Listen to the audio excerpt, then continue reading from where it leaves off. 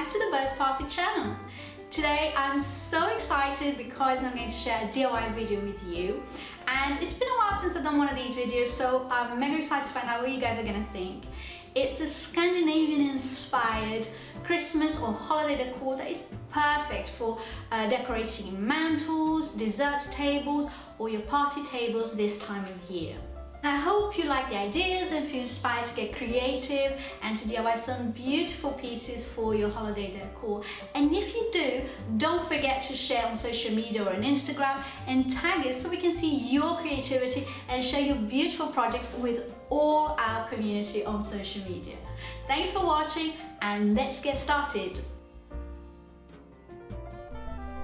So the first DIY that I'm going to share with you is for these Scandinavian inspired wreaths and wall decorations like the wooden stars and the beaded stars as well.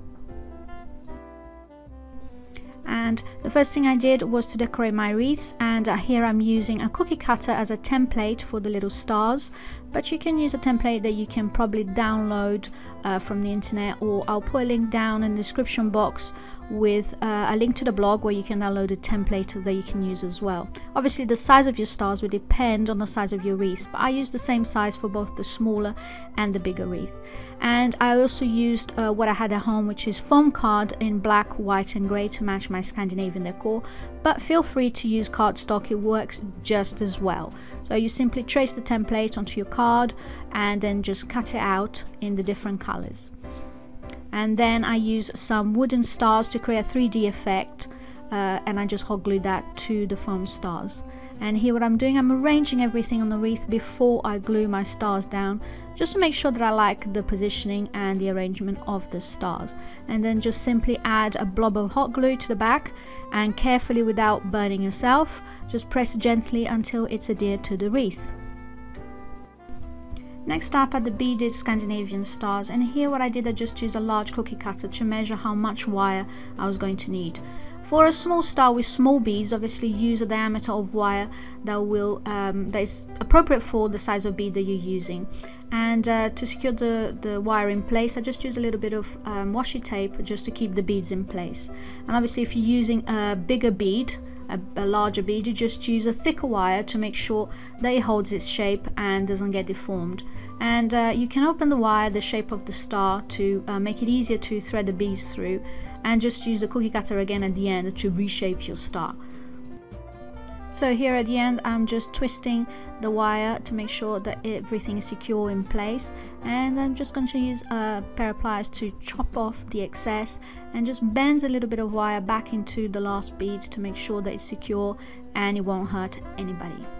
And when you're done, just use your star template or cookie cutter to reshape your star bead again.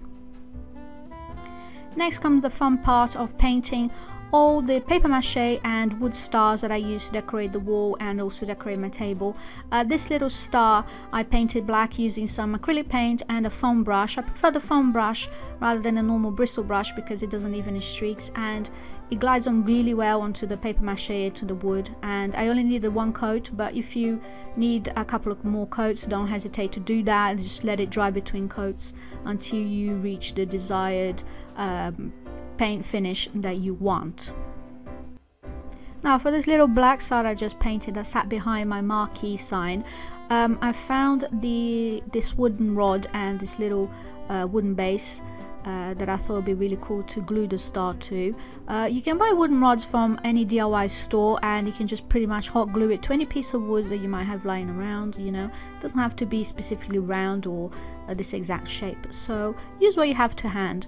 And I just, to match the little star, painted everything black using again acrylic paint.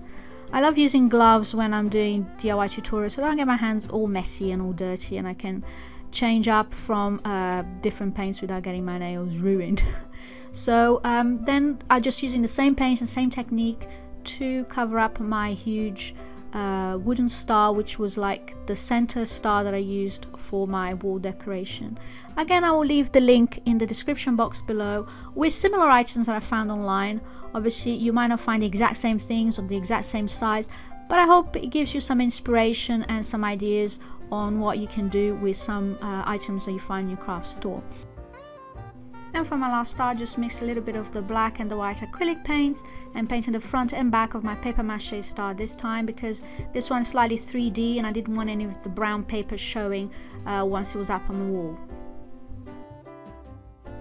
Next up, I went about decorating this gorgeous Marquee Noel sign that I found at my local craft store. And again, I'll leave a link down below with a similar item that I found online. And for this one, I just wanted to add a little white border with acrylic paint to match the little bulbs from the sign. So I just used some masking tape to mask the edges and just went on again with the foam brush, making sure that I painted towards the outside of the letter, if that makes any sense, so that I didn't get any paint in between the tape. I left the O without any tape because I plan to do that freehand using a small paintbrush, because I couldn't get the tape on there very well and make it nice and neat. So basically I just used the width of the small paintbrush to help guide me and do the outline of the O and the inside as well. And when everything is dry, you just peel off the tape to review your crafty work. Super easy, super simple, and I think it just adds a little something to the sign. And my last project, and probably my favorite, are these wooden houses candle holders. They're so cute, and they were part of an advent calendar I found at my local craft store, but you can use bird houses or any wooden houses that you may find at your local craft store. And these little houses, they came with a little window and a little door that just slides up, and I just used some cardstock and I cut a little piece just to hide that little star and make things look a little bit more cohesive with my color scheme. And I just used some glue stick to stick to the back of the little doors and just slide it back on. And I used white, black and grey cardstock. And for the actual candlestick parts, I just used a copper pipe from a local hardware store and measured the angle on the roof of the houses to find out where I was going to cut. Then I asked my husband which was the best way to cut these, and basically it's just a simple saw, and just saw the pieces off and just sand off the edges just to remove any rough edges that you might get with the saw. Don't need to go crazy here. Then I just used a wire wool to make sure the copper pipe was shining and looked pretty again. And then to secure the copper pipes to the roof of the little houses, I just used some strong fast glue and just held it in place for a little bit to make sure it adhered properly, and then just leave it to cure and dry overnight before sticking a candle in. And there you have it, all the projects that I made for my Scandinavian inspired Christmas or holiday decor. I think everything turned out so cute, so chic, and so different and unique with these unusual colors. I hope you've enjoyed this video, and if you did, please give it a thumbs up, and if you haven't done so yet, subscribe to our channel and click the little bell button so you're always notified of any video uploads that we add here to the channel. Thanks again for watching, and I hope you have a wonderful Christmas.